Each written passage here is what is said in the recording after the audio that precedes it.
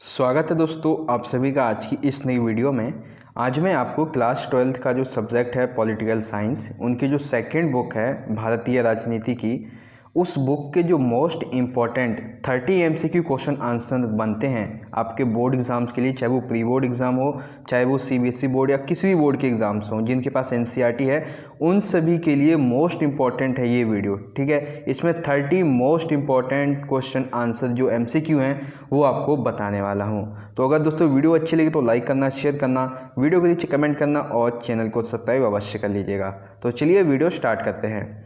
सबसे पहला MCQ आपकी स्क्रीन पे है, देख सकते हैं। सबसे पहला MCQ 14-15 अगस्त की मध्य रात्रि को नेहरू जी के द्वारा दिए गए भाषण का क्या नाम था? ठीक है, आपके ऑप्शन है भाग्य वधु से चिर प्रतिरक्ष भेंट, ट्रस्ट विद डेस्टिनी, आज़ादी के लिए घोषणा, A और B दोनों। तो देखिए 14-15 अगस्त की मध्य रात्रि को नेहरू जी के द्वारा जो भाषण दिया गया था उसका हिंदी में तो नाम है भाग्य वधु से चिर प्रतिरक्ष भेंट और इंग्लिश में है ट्रस्ट विद डेस्टिनी। तो इस संबंध में जो ऑप्शन 4 है A और B दोनों, ये वाला सही होगा। ठीक है, आई होप क्वेश्चन फर्स्ट समझ गए होंगे। क्वेश्चन नंबर सेकंड देखिए, मिल्क मैन ऑफ इंडिया के नाम से किसको जाना जाता है? मिल्क मैन ऑफ इंडिया के नाम से किस व्यक्ति को जाना जाता है? वर्गीस कुरियन को, चौधरी चरण सिंह को, जयप्रकाश नारायण को, या इनमें से कोई नहीं? तो मिल्क मैन ऑफ इंडिया के नाम से वर्गीस कुरियन को जाना जाता है, यानी कि ऑप्शन फर्स्ट सही है। ठीक है, अगला देखिए क्वेश्चन नंबर थर्ड है, भारत की विदेश नीति के मुख्य सिद्धांत क्या है? भारत की जो विदेश नीति है उसके मुख्य सिद्धांत क्या हैं? आपके ऑप्शन है यह एक गुटनिरपेक्षता की नीति है, सही है। यह लोकतंत्र का सम्मान करती है एवं मानवाधिकारों का भी सम्मान करती है, सही है। भारत की विदेश नीति ने साम्राज्यवाद और उपनिवेशवाद का विरोध किया है, ये भी सही है।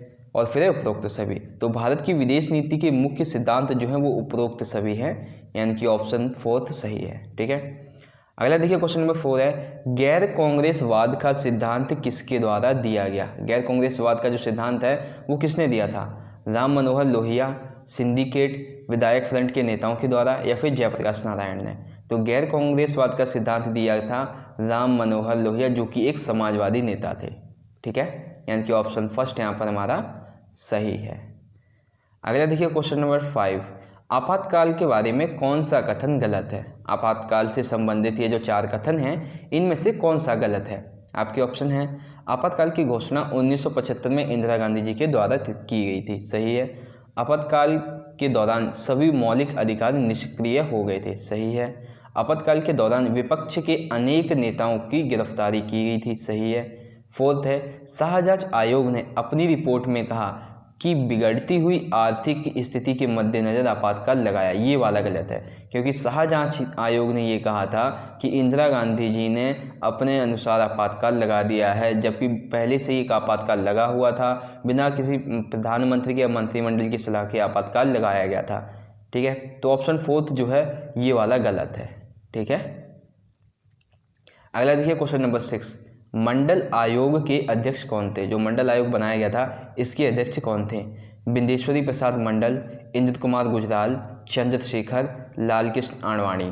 तो मंडल आयोग, जैसा कि नाम ही है मंडल, तो इसके जो अध्यक्ष थे वो थे बिंदेश्वरी प्रसाद मंडल। सिंपल सा आंसर याद रखेंगे, बिंदेश्वरी प्रसाद मंडल। ठीक है, अगला देखिए क्वेश्चन नंबर 7, रजाकार कौन थे? क्वेश्चन नंबर 7 है, रजाकार कौन थे? आपके सामने ऑप्शन है निजाम के अर्धसैनिक बल, राजा के सैनिक थे, पुलिसकर्मी थे, या इनमें से कोई नहीं? तो रजाकार जो है वो निजाम के अर्धसैनिक बल थे। ठीक है, अगला देखिए क्वेश्चन नंबर 8, अमृता प्रीतम कौन थी? अमृता प्रीतम जो है वो कौन थी? आपके सामने ऑप्शन है पंजाबी भाषा की एक कवयित्री थी, कांग्रेस की अध्यक्ष थी, 2 राष्ट्रीय सिद्धांत की ये प्रतिपादक थी, इनमें से कोई नहीं? तो अमृता प्रीतम जो है वो पंजाबी भाषा की एक कवयित्री थी। ठीक है, तो आई होप क्वेश्चन 8 समझ में आ गया होगा।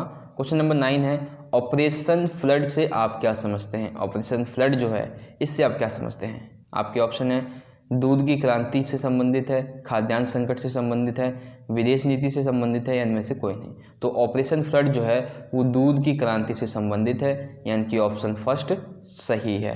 ठीक है, अगला देखिए क्वेश्चन नंबर 10 है, पंचशील समझौते के दौरान भारत और चीन की तरफ से किसने नेतृत्व किया, यानी कि जब पंचशील समझौता हो रहा था उस दौरान भारत की तरफ से कौन सा नेता था और चीन की तरफ से कौन सा नेता था। आपके ऑप्शन है चाउ एन लाई, जवाहरलाल नेहरू, देंग शाओपिंग और जवाहरलाल नेहरू, शी जिनपिंग और इंदिरा गांधी, इनमें से कोई नहीं। तो इसका सही आंसर है पंचशील समझौते के दौरान भारत की तरफ से जवाहरलाल नेहरू थे और चीन की तरफ से चाउ एन लाई थे। ठीक है, यानी कि ऑप्शन फर्स्ट सही है। अगला देखिए क्वेश्चन नंबर 11 है, इंदिरा गांधी जी प्रधानमंत्री बनने से पहले किस राजनीतिक पद पर कार्यरत थी, यानी कि इंदिरा गांधी जी जो थी वो नेता बनने से पहले, प्रधानमंत्री बनने से पहले वो किस राजनीतिक पद पर कार्य करती थी। शास्त्री जी के मंत्रिमंडल में सूचना मंत्री थी, शास्त्री जी के मंत्रिमंडल में विदेश नीति निर्माता थी, शास्त्री जी के मंत्रिमंडल में सिर्फ मंत्रिमंडल में कार्य करती थी, इनमें से कोई नहीं। तो इसका सही आंसर है इंदिरा गांधी जी प्रधानमंत्री बनने से पूर्व शास्त्री जी के मंत्रिमंडल में सूचना मंत्री पर आसीन थी। ठीक है, यानी ऑप्शन फर्स्ट सही है।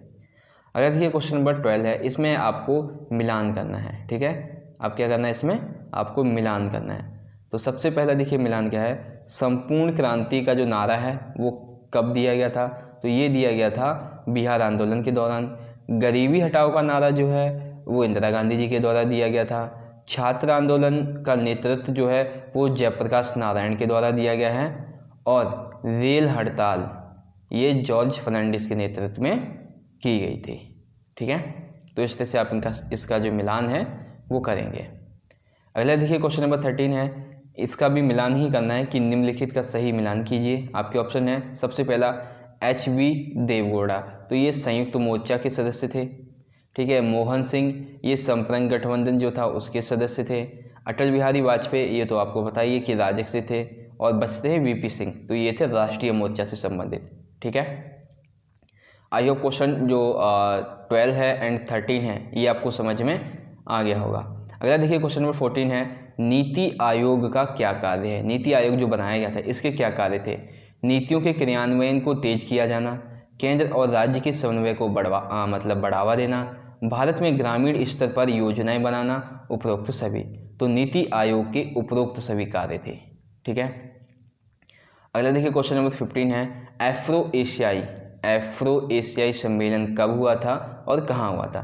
1955 बांडुंग, 1945 बांडंग, 1960 एशिया, या इनमें से कोई नहीं। तो एफ्रो एशियाई सम्मेलन 1955 में बांडुंग में हुआ था। ठीक है, यानी कि ऑप्शन फर्स्ट सही है। अगला देखिए क्वेश्चन नंबर 16 है, इसमें मिलान करना है कि निम्नलिखित के पूर्ण रूप का सही मिलान कीजिए, यानी कि ये जैसे SVD, CWC, DMK, PUFA इन सभी का जो पूर्ण रूप है उनका सही मिलान करना है। तो सबसे पहले देखिए जो आसान है वो कर लेते हैं। सबसे पहला है CWC, तो देखिए CWC का मतलब है कांग्रेस वर्किंग कमेटी। फिर है DMK, द्रविड़ मुनेत्र कड़गम। ठीक है, अब देखिए SVD और PUF ये दो बचते हैं, तो PUF का हो जाएगा पॉपुलर फ्रंट यूनाइटेड। ठीक है, पॉपुलर यूनाइटेड फ्रंट। अब क्या बचा SVD, यानी कि संयुक्त विधायक दल। ठीक है, तो आप इसका मिलान इस तरह से कर लेंगे। आई होप क्वेश्चन 16 आपको समझ में आ गया होगा। अगला देखिए क्वेश्चन नंबर एक सेकेंड, हाँ क्वेश्चन नंबर 16 के बाद ये यहाँ पे भी मैंने 16 ही लिख दिया है बेसिकली। ठीक है, तो देखिए क्या है, भारत का वह पहला भाग जहाँ सार्वजनिक वयस्क मताधिकार उपयोग करके 1948 में चुनाव हुए थे। आपके ऑप्शन है मणिपुर, पंजाब, बंगाल, हैदराबाद। तो इसका सही आंसर है भारत का मणिपुर वह ऐसा पहला भाग था जहां पर सार्वभौमिक वयस्क मताधिकार उपयोग करके 1948 में चुनाव हुए थे, यानी कि ऑप्शन फर्स्ट हमारा सही है। ठीक है, अगला देखिए क्वेश्चन नंबर है 17 कि दूसरी पंचवर्षीय योजना की इनमें से कौन सी विशेषता नहीं है। इसका काल 1956 से 61 तक चला था, सही है। इसका खाका जो है वो PC महालनोबिस के द्वारा तैयार किया गया था, सही है। यह भारी मात्रा में उद्योगों के विकास पर बल देती थी, सही है। फिर फोर्थ है भूमि सुधार कानून बनाए गए, ये गलत है, क्योंकि जब उद्योगों के विकास पर ही बल दे रही है तो इसमें भूमि सुधार की तो बात उठेगी नहीं। ये जो विशेषता है ये प्रथम पंचवर्षीय योजना की है। ठीक है, तो द्वितीय पंचवर्षीय योजना की विशेषता कौन सी नहीं है, फोर्थ वाली नहीं है। अगला देखिए क्वेश्चन नंबर 18 है, शिमला समझौते के दौरान भारत और पाकिस्तान का नेतृत्व किन नेताओं के द्वारा किया गया। आपके ऑप्शन है इंदिरा गांधी, जुल्फिकार अली भुट्टो, इंदिरा गांधी और अयूब खान, नेहरू और नवाज शरीफ, या इनमें से कोई नहीं। तो शिमला समझौते के दौरान भारत की तरफ से इंदिरा गांधी जी थी और पाकिस्तान की तरफ से जुल्फिकार अली भुट्टो, यानी कि ऑप्शन फर्स्ट सही है। अगला देखिए क्वेश्चन नंबर 19 है, इसमें मिलान करना है कि निम्नलिखित का सही मिलान कीजिए। ठीक है, सबसे पहला है गरीबी हटाओ का नारा, तो सिंपल सा आंसर क्या हो जाएगा, इंदिरा गांधी। इंदिरा हटाओ का नारा ये दिया था ग्रैंड लाइंस के द्वारा। आयाराम गयाराम किससे संबंधित है, ये जो है वो दल बदल से संबंधित है। और जय जवान जय किसान लाल बहादुर शास्त्री के द्वारा ये नारा दिया गया था। ठीक है, तो बहुत ही सिंपल सा आंसर है दोस्तों इस क्वेश्चन का। आगे देखिए क्वेश्चन नंबर 20 है कि किन लेखकों के द्वारा लोकतंत्र के दमन होने पर अपनी पदवियां सरकार को लौटा दी गई थी, यानी कि आपातकाल के दौरान की ये बात पूछी जा रही है। आपके ऑप्शन है कन्नड़ लेखक शिवराम कारत, इन्होंने अपनी पद्म भूषण पदवी लौटा दी। फणीश्वर नाथ रेणु, इन्होंने अपनी पद्मश्री पदवी लौटा दी। ए और बी दोनों, या इनमें से कोई नहीं। तो इसका सही आंसर हो जाएगा ए और बी दोनों, यानी कि कन्नड़ लेखक शिवराम कारत के द्वारा पद्म भूषण और फणीश्वर नाथ रेणु के द्वारा पद्मश्री जो पदवी थी वो सरकार को लौटा दी गई थी। अगला देखिए क्वेश्चन नंबर 21 है कि निम्नलिखित का सही मिलान कीजिए। अब इसमें मिलान किस तरह से करना है, देखिए सबसे पहले 1990 जो है वो किससे संबंधित है। इस सन में मंडल आयोग ने अपनी सिफारिशें लागू की थी। 1992 ये बाबरी मस्जिद के विध्वंस से संबंधित है। 2002 में गोधरा घटना हुई थी और 1985 में शाहबानो केस जो है वो सामने आया था। ठीक है, आई होप क्वेश्चन 21 समझ गए होंगे आप सभी। अगला देखिए क्वेश्चन नंबर 22 है आयाराम गयाराम नाम से प्रसिद्ध व्यक्ति जो है उसका क्या नाम है। आपके ऑप्शन है लाल बाल पाल, ठीक है, आगे है फिर एक सेकेंड, आगे है गयालाल, ठीक है, फिर है जवाहरलाल नेहरू, या इनमें से कोई नहीं। तो इसका सही आंसर हो जाएगा लाल बाल पाल। लाल बाल पाल को आयाराम गयाराम नाम से प्रसिद्ध माना जाता है। ठीक है, फिर है क्वेश्चन नंबर 23 कि किस गांधीवादी नेता की मृत्यु भूख हड़ताल के दौरान हुई थी। ऐसा कौन सा गांधीवादी नेता था जिसकी मृत्यु भूख हड़ताल के दौरान हुई थी। पोट्टी श्री रामुलु, महात्मा गांधी, जयप्रकाश नारायण, या इनमें से कोई नहीं। तो पोट्टी श्री रामुलु जो कि गांधीवादी नेता थे, इनकी 56 दिन की भूख हड़ताल के दौरान इनकी मृत्यु हो गई थी। ठीक है, अगला क्वेश्चन नंबर 24 देखिए भारत में हरित क्रांति का जो जनक है वो किसे माना जाता है। आपके ऑप्शन है SM स्वामीनाथन को, चौधरी चरण सिंह को, PC महालनोबिस को, या KN राज को। तो भारत में हरित क्रांति का जनक जो है वो SM स्वामीनाथन को माना जाता है। ठीक है, अगला देखिए क्वेश्चन 25 है दलाई लामा ने भारत में शरण कब मांगी। दलाई लामा के द्वारा भारत में जो शरण है वो कब मांगी गई थी। ठीक है, आपके ऑप्शन है 1959, 1960, 1962, 1967। तो उसका सही आंसर है दलाई लामा ने भारत में 1959 में यानी कि 1959 में शरण मांगी थी। ठीक है, फिर क्वेश्चन नंबर 26 से स्कूल बच्चों को दोपहर का भोजन योजना लागू करने का श्रेय जो है वो किसे जाता है, यानी कि मिड डे मील योजना का श्रेय किसको जाता है। के कामराज को, लाल बहादुर शास्त्री को, जयप्रकाश नारायण को, या फिर इंदिरा गांधी को। तो इसका सही आंसर है मिड डे मील योजना का जो श्रेय है वो के कामराज को जाता है, यानी कि ऑप्शन फर्स्ट सही है। ठीक है, अगला देखिए क्वेश्चन नंबर 27 है, ये जो है वो 44वें संविधान संशोधन से संबंधित है। देखिए क्या है, ये 44वें संविधान संशोधन के बारे में कौन सा कथन सही है। आपके ऑप्शन है इसने अपनी सिफारिशों में कहा, यानी जो इसने रिपोर्ट दी थी उसमें कहा कि प्रधानमंत्री अपनी मंत्रिमंडल कैबिनेट की सलाह के बगैर आपातकाल का निर्णय नहीं ले सकती है। दूसरा बताया इसने कि किसी स्थिति में नागरिकों के जीवन जीने का अधिकार यानी कि अनुच्छेद 21 इसको नहीं छीना जाएगा। तीसरा है जब तक देश में सशस्त्र विद्रोह यानी कि ऐसा ना लगे कि युद्ध ना हो जाए तब तक आपातकाल नहीं लगाया जाएगा। ठीक है, फिर है उपरोक्त सभी। तो 44वें संविधान संशोधन के संदर्भ में उपरोक्त सभी कथन जो हैं वो सत्य हैं। ठीक है, अगला देखिए क्वेश्चन नंबर 28 है, गठबंधन सरकारें जो हैं इनका कौन सा सही इनमें से उदाहरण है। 1989 का राष्ट्रीय मोर्चा सरकार, 1996 की संयुक्त मोर्चा सरकार, ए और बी दोनों, और 2020 की भारतीय जनता पार्टी। तो इसका सही आंसर है ए और बी दोनों, यानी कि 1989 की राष्ट्रीय मोर्चा सरकार और 1996 की संयुक्त मोर्चा सरकार, ये गठबंधन के सही उदाहरण है, यानी कि ऑप्शन थर्ड सही है। अगला देखिए क्वेश्चन नंबर 29 है, सर्वप्रथम भारत के किस राज्य में एवं किस पार्टी की पूर्ण बहुमत की सरकार बनी थी। आपके ऑप्शन है मद्रास, ठीक है, जहाँ पर डीएमके की सरकार बनी, मद्रास जहाँ पे तमिलनाडु, यहाँ पे सिंडिकेट की सरकार बनी, पांडुचेरी जहाँ पे लोकदल की सरकार बनी, या इनमें से कोई नहीं। तो इसका सही आंसर है कि भारत में सर्वप्रथम मद्रास, जिसे अब तमिलनाडु कहा जाता है, यहाँ पर द्रविड़ मुनेत्र कड़गम यानी कि डीएमके की पूर्ण बहुमत की सरकार बनी थी।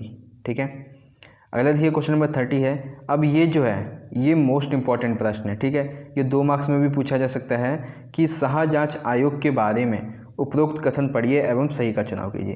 पहला कथन है कि इसका गठन मई 1977 में जनता पार्टी ने सर्वोच्च न्यायालय के मुख्य न्यायाधीश जीसी शाह की अध्यक्षता में शाह जांच आयोग का गठन किया था।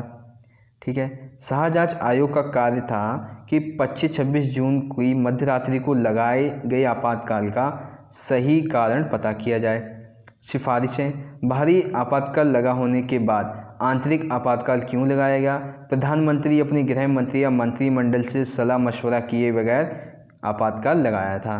ठीक है, तो ये तीनों ही कथन सही हैं। अब इसके संदर्भ में जो ऑप्शन है वो देखिए, अब यहाँ पे आपको ऑप्शन चुनना है कि पहला, दूसरा और तीसरा कथन, यानी कि तीनों कथन सही हैं। पहला और दूसरा सही है, पहला और तीसरा सही है, और दूसरा और तीसरा सही है। तो इस संदर्भ में जो ऑप्शन फर्स्ट है, पहला, दूसरा और तीसरा, ये वाला जो है आंसर सही होगा। ठीक है, आई होप क्वेश्चन 30 आपको समझ में आ गया होगा। तो इस तरह से दोस्तों हमारी आज की ये वीडियो ख़त्म होती है। अगर आपको वीडियो अच्छी लगी हो तो लाइक करना, इस वीडियो को ज़्यादा से ज़्यादा अपने सभी दोस्तों के साथ ज़रूर शेयर कर दीजिएगा। हम मिलेंगे अगली वीडियो में इसी बुक के 2 मार्क्स के इंपॉर्टेंट क्वेश्चन आंसर की वीडियो के साथ। तब तक के लिए आप पढ़ते रहिए, अपना ख्याल रखिए। धन्यवाद। जय हिंद, वंदे मातरम।